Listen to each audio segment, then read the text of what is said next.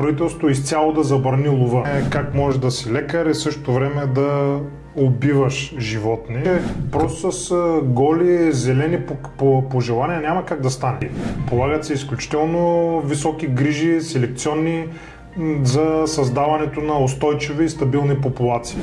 Този въпрос за мен е много сантиментален. Здравейте, аз съм Иван Йотов и от Заримекс ви предоставяме дебютния ни епизод на нашия ловен подкаст.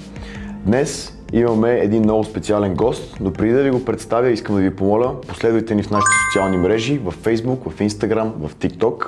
Гостът, който имаме днес, с който ще отпразнуваме нашия старт, е един много виден български ловец, световен шампион на състезанието Свети Хубърт, ловен гид, професионален ловец и ветеринарен доктор. Това е Мирослав Ненковски. Какво е то да си ловец и съответно каква е динамиката между човек, който спасява животни, но също така и ловува животни? Първо здравейте на всички на аудиторията на ловния подкаст, който сте решили да направите. Винаги е бил интересен въпроса по отношение как можеш да си лекар и същото време да убиваш животни, като винаги ударението е било как убиваш. Първо искам да кажа, че лова много погрешно от много хора е смятан просто за убиване. Лова е начин за запазване на популациите и винаги съм го гледал точно от тази страна, тъй като именно благодарение на лова в последното столетие и над столетие се дава възможност наистина за запазване и развиване на дивечовите популации по света. Не случайно ловците в наши дни са и хората, които отделят изключително много средства за запазване на хабитата, местообитанията на животните, запазване на популациите им с полагане съответно хранителни грижи по опазването им, както и възпроизводство, опресняване на кръв. Дълъг е като цяло този разговор, но да, дори да го кажа така комично да прозвучи, на времето учейки в университета имаше една такава графа, в случая, тъй като беше наблегнато на селскостопанските животни в полза на човечеството, имаше си графа клане по необходимост. И разликата в случая, ветеринарните лекари, за разлика от хуманните, помагат на човечеството. Хуман е на човека, ние на цялото човечество. Правилно ли те разбирам, искаш да кажеш, че лова, макар и малко иронично да прозвучи, той спасява животните, вместо да намалява техните популации и да ги, така да се каже, убива. Абсолютно точно това искам да кажа, тъй като ако погледнеш, даваме пример на Кения, която Кения е може би емблемата на Африка. Всички, които се вълнуват от природа, от лов, въобще от фауната, която предлага световния мащаб, Черния континент е една така емблематична точка. Кения е държава, която благодарение на браконерството, ширещо се масово, довежда до идеята правителството изцяло да забрани лова. Да може да ограничи огнестрелните оръжия с цел да могат да лимитират и да спрат избиването безогледно на диви животни. Създават се национални паркове, лова е тотално забранен. За съжаление, тъй като е спряна възможността на ловните общности да контролират в случая популациите, отстрела на даден дивеч, се стига до парадокса, че извън националните паркове на Кения, където лова, както казахме, 77 е тотално вече спрян, абсолютно буквално няма и връбчета. Казваме го най-образно, но едрият дивеч, който е емблематичен за Африка, е буквално избит. Браконерство, глад, тъй като никой не полага съответните, как да кажем, мерки за запазването на тези популации. Докато, взимайки предвид, тъй като сме на Черния континент, взимайки предвид една държава като Южна Африка, която от чисто първоначално скотовъдна държава, но виждайки, че в тежките климатични условия на континента и на въпросните географски точки, където е разположена тази държава, скотовъдството не носи толкова добър поминък спрямо това, което може да доведе дивеча, тъй като дивеча съответно африкански е много по-добре пригоден. В резултат на което Южна Африка се оформя в момента като топ дестинация за любителите на спортния лов, в смисъл тези, които са събирачи на трофеи. Полагат се изключително високи грижи, селекционни, за създаването на устойчиви и стабилни популации. Също нещо е в България. Примерно имаме огромният пример, все пак България е световен лидер в областта на благородния телен, в областта на дивата свиня, качествено стабилни популации на сарна, на дива коза в наши дни. Всичко това благодарение именно точно на грижите, които полагат всички ловни деятели, горски хора, които са въвлечени в тази сфера. Докато, извинявам се да го кажа, но местата, където лаици, природолюбители, милото мишленце, милото меченце и така нататък са в абсолютен разрез с реалността. Тъй като милото мишленце или меченце, в случая примера, който имаме в Румъния с кафявата мечка, е много точен и ясен, тъй като благодарение на силното зелено лоби, което в Европейския парламент и в местния парламент доведе до спирането и забраната пълна на лова на Урсус арктус, в случая кафявата мечка, доведе до експлозия реално на такава голяма свръхпопулация, която има човешки жертви, жертвите, които са в материални щети, изразявайки се в унищожение на животни, са изключително големи. И в момента държавата се бори именно точно с това отново да разрешат лова, и това се случи миналата година, тъй като видяха, че просто с голи зелени пожелания няма как да стане. Като искам да кажа, аз съм за защита на природата, за нейното контролирано използване, не за безконтролното унищожение. Уважавам много от зелените идеи и съответно самия аз влагам доста енергия в тях. Имам предвид като опазване на природа, опазване на хабитати, посещенията на, ако искате, дори едно посещение на Черни връх, където ние софиянци в случая, които живеем, сме облагодетелствани с тази прекрасна планина, която и белия дроб на София, и възможност наистина да отидеш да се докоснеш до природата в нейния най-чист вид, тъй като Витоша за много хора, които виждам, че в последните няколко години едно момче направи една група Витоша 100, Черни връх, където все повече и повече хора, дори с идеята да кажеш да се тагнат с Спас, така вълшебната мечка, която е горе пред заслона на Черни връх, почват да се качват на върха, виждат сърни, виждат зайци, лисици са често срещано явление, боровинки, бяха черните боровинки, сега са червените боровинки. Има достатъчно много места, където и там трябва да пазиш природата. Не можеш да си хвърлиш обелката, не можеш, пазването започва от там. Дори дечицата, когато се качват горе, виждам родители, които ги учат, не прави това, не прави това, уважавай природата, защото все пак това е един ресурс, който не е неизчерпателен. Благодаря ти. На тема твоите взаимоотношения с природата, може да ни разкажеш малко за това как ти си започнал с лова, какво място заема лова в твоя живот и съответно как е започнало това цялото нещо? Този въпрос за мен е много сантиментален. Откакто се помня, общо взето мога да кажа, че е тясно свързан живота ми с природата, благодарение на моя дядо, светла му памет Марин Ненковски. От малък съм на лов, от малък съм за риба. Дядо ме е повел по тунджа, по езовири. Първият ми ясен спомен е 4 години и половина някъде съм бил. 4 годишен съм бил, тъй като 7 септември ми е рождената дата, отворене на лова, патиците, септември месец, точно така. Това ми е първият спомен, когато ми дадаха да гръмна с пушката, един Симсон, който имаше дядо ми. Това ми е най-скъпата пушка, която се пазя в касата. И от тогава неизменно всеки сезон, сколкото повече съм заяквал, толкова повече съм бил с него. Но дядо обичаше да ме води на гурголици, лов, където примерно тогава се правеха укрития, те го казваха бейджина, турска дума, такава къщичка си правиш от клони, чакахме гурголици на сухи дървета, търсихме, правихме разузнаване, прелети на патици, на пътпадъци. Разказвал съм тези неща и друг път, неща, които имал съм възможност наистина да се уча от човек, който беше изключително стриктен по отношение на ползването в природата, стриктен по отношение на ловните норми отстрелни към дивеча. Няма да забравя, отиваме, от неговата дружинка беше село Попово в Елхово, отиваме, всички ловуват за зайци, той е убил 2 заека, неговия приятел Байван, адвоката, светла им памет на двамата, единият заек веднага се дава на другия човек, имаш възможност да убиеш 4 киклика, той е ударил, паднали са, някога падат при изстрел и 2 и 3, всичко се разделя дивече между дружинката, никога не е било вкъщи да искаме да вземем да се донесе дивеч повече отколкото е било.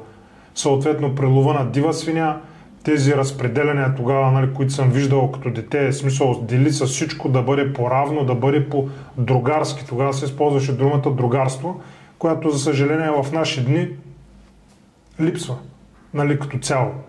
Отиваме до голяма степен лова много повече като избягване от напрежение, от голямото напрежение. Няма го наистина това другарство, споделеният момент между лова, тъй като за мен, аз лично в живота си, най-добрите си приятелства, най-добрите си контакти, които съм създал, са именно били през лова. И това е така, защото с хората, когато общуваш, буквално да кажем, разговаряйки душата си сред природата, там няма място за фалшиви хора. И не случайно казвам, че ловците, в случая, тъй като говорим за лова, ловците са наистина едно съсловие, където който се е докоснал до него, отново иска да се върне, тъй като наистина среща искреност, истинско другарство и факта, все повече хора, че искат да бъдат ловци и да се върнат към това изначалие като цяло, след като човек е спрял да бъде събирач на корени и така нататък, е преминал към лова, е еманацията, която днес ние наричаме ловец. И съм радостен, че съм част от всичко това. Много интересно как говориш за това как в твоя живот лова е започнал като начин, по който да се докара храна на масата, така да се каже, и за всеки да има по нещо, което е в директен контраст, може би, с в момента нещо, което също си доста добре запознат, с трофейния лов. Може да ми кажеш, според теб, дали цялостно тенденцията на лова отива по-скоро към трофеен лов или има място за хора като нас, по-младите, също така да видят лова не само като начин, по който да имат поредния трофей, а също така и да се прехранват с него. Според теб, има ли място за това нещо в днешно време? Аз смятам, че има място, тъй като работата ми, професията ми, която практикувам, ми дава възможност да обикалям по различни точки на света. Голяма част от местата, които съм бил, лова е начин и за препитание. В смисъл, имам предвид, че взимайки една Гренландия, цялото Скандинавия, взимайки Сибир, Камчатка, Чукотка, взимайки Централно-азиатските републики и така нататък, в много от тези държави лова е средство за набавяне, в случая в най-така синтезиран вид на протеини, в случая на храна, на качествена храна. Много от хората, дори ако се фокусираме в България, имам все повече приятели, които наистина отивайки на лов, искат след това дивеча, който е добит, да бъде използван, да бъде сервиран на масата, не просто от някаква куртуазия, да кажем, че ние го приготвяме, а наистина, тъй като човек, който е консумирал дивеч, човек, който е опитал това богатство, което природата наистина предоставя като възможност, за случая за Homo sapiens за нас, за човешкия вид, е несъизмеримо. И лова, да, младите хора трябва наистина да се учат, както примерно не случайно началото каза Скандинавието ги учат даже от деца как да могат да оползотворят напълно. Виждал съм ги как ги учат с рибата, учат как, примерно един елен, как да го отделят, как да отделят всеки тип месо, филета, контрафилета, бутове, вратове и така нататък. И всяко месо за какво може да бъде използвано в практиката в ежедневието. В България мисля, че това е нещо, което липсва, но пък за сметка на това смятам, че по ловните дружинки хората, всяка дружинка си има качествените свои кулинари, да го кажем така, хора, които знаят много добре да усвоят дивеча, да го разделят и по този начин до някъде тази липса, която като официално, като обучение, бива запълнена от обученията на практически на полето или в гората. Но дивеча да, трябва да бъде изконсумиран и трябва да бъде ползван. Не стреляй нещо, което няма да използваш. А по отношение на трофейния лов, това, което казваш, за мен трофейния лов е надграждане на всичко това, когато ловеца узрее за това да го иска, да го има. Аз изповядвам по-различна философия, съответно, нали, смятам, че моят трофей е моят трофей. Никога не съм горял за огромни, най-големите трофеи. Смятам, че Господ, каквото ти е написал като трофей да имаш, той ще се случи. Да преминем към следващата ни тема от разговора и тя е екипировката. Моля те, разкажи ми за теб какво означава да си с правилната екипировка и съответно, ако можеш, дай ни пример от реална ситуация при теб. Защо екипировката има значение? Екипировката като цяло, Иван, е от фундаментално значение за провеждането на всеки един вид дейност. Нали? Дори ако може да го кажем така обобщено. Не става въпрос за лов, за риболов, за планинарство, за каквото и да било. В случая говорим за лов. Да почнем от обувките. Нали? В случая обувката е нещо, което е фундамент. Човешкото тяло, чисто физиологично, краката ти почнат ли да мръзнат, оттам нататък почваш да мръзнеш целия. Винаги съм предпочитал да имам, казвал го още на времето като студент, очудваха ми се, прено имаше един фундаментален модел на Мендъл обувки, туристически, казваше се Elbrus Pro, който беше тогава, заговорят и годините 97-8 година, немислимо скъп за нас като студенти. Аз го изгладувах да си го купя, много хора ми се смеха тогава, прено колега, вика, защо и купуваш тези обувки. Последствие тези обувки ги носих до 2009 година. Носени стотици километри. Обувка, която не е мръднала, никога не ми е влязла вода в краката. Винаги съм бил топъл, винаги съм бил изключително стабилен на всякакви терени.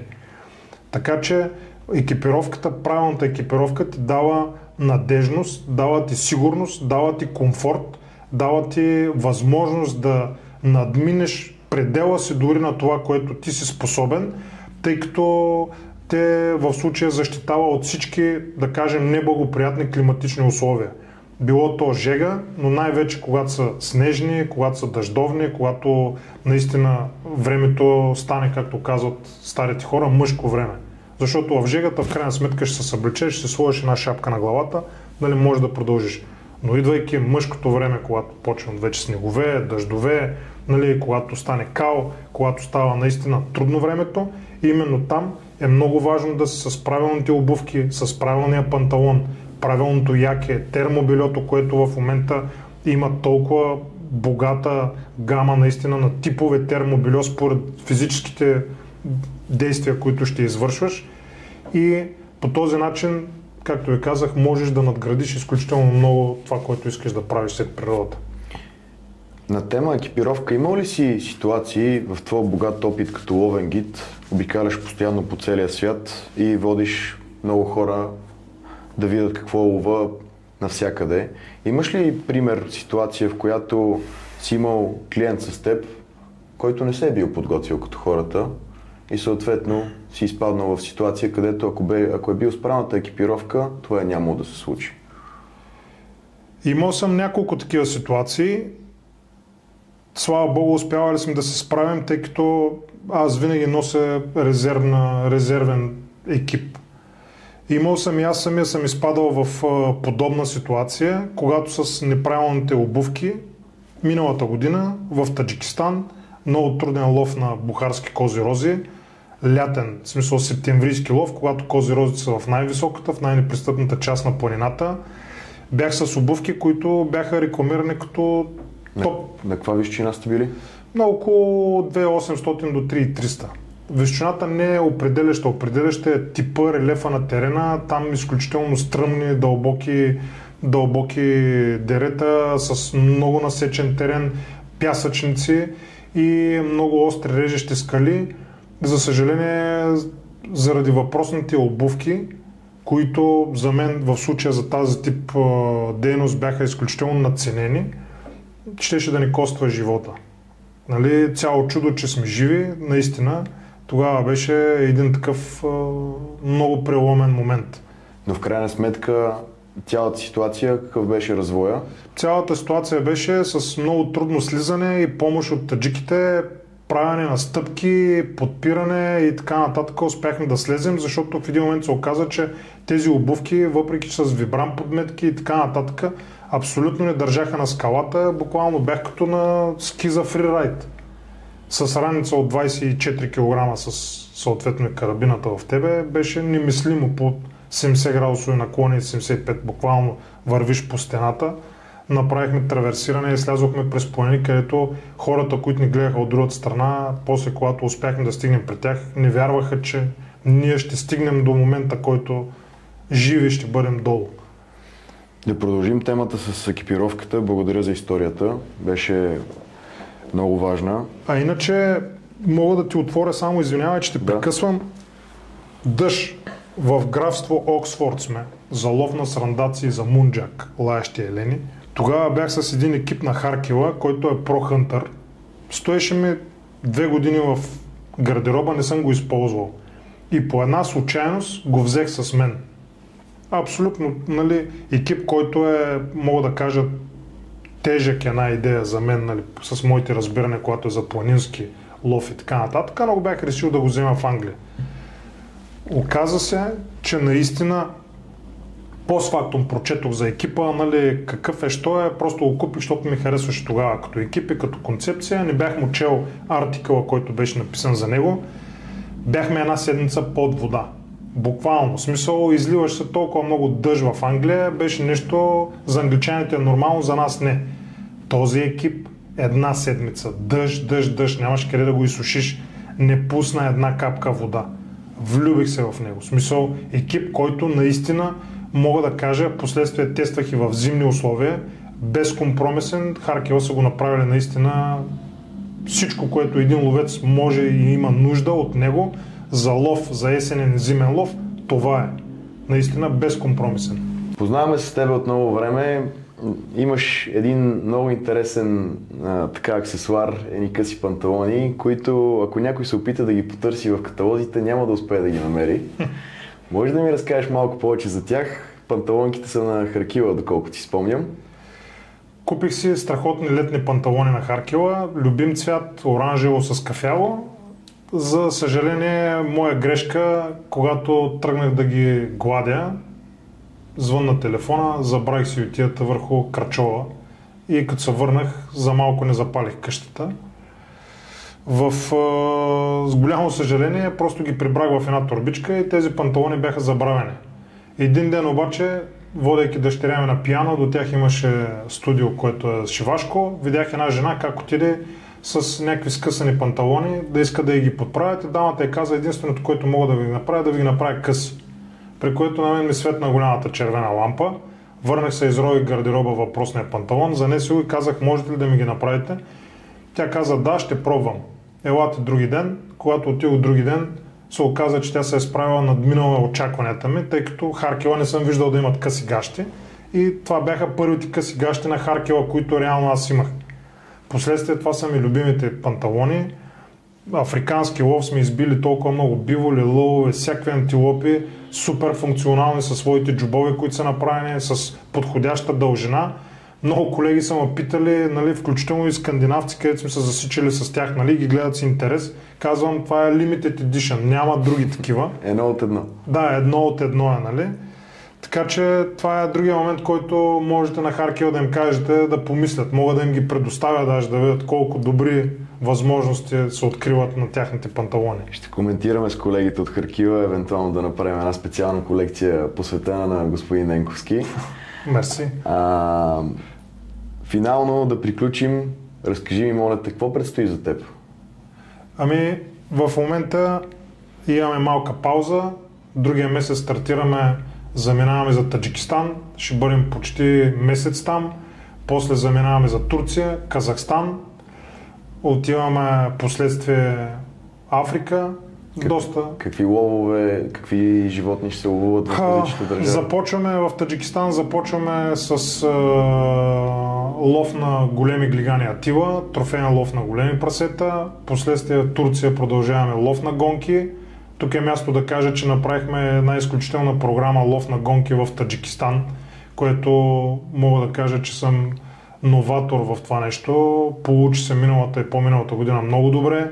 Отзива в ловците е много добър. Заминаваме след това за Турция. Връщайки се оттам, заминаваме отново вече за Марко Поло, Кози Рози, зимният прозорец, когато е след брачния период, когато снега в Памир е вече достатъчно голям. И последствие отиваме в Африка. Пролетта, почти цялата пролет сме в Африка за лов на африкански трофеи. Ако някой има интерес да ходи на лов с теб, ти да го водиш, къде може да намери? Може да ме намери на телефона ми, Facebook, Instagram. Как се казва твоя вебсайт, твоя Instagram, Facebook? Mount Hunt Official. Това е страницата, която по принцип аз стоя зад нея, но смятам, че най-добрата реклама е от човек на човек. В смисъл, най-добрата препоръка е персоналната препоръка. Миро, благодаря ти много. Аз ви благодаря за поканата. За мен беше чест, че пилотният ни подкаст го направихме с теб. Вярвам, че ще се виждаме още много пъти в тази среда и на слука. Благодаря ти. И много успешни ловни трипове. Благодаря ти. Благодаря и на вас. Това беше Мирослав Ненковски. Очаквайте още от нас.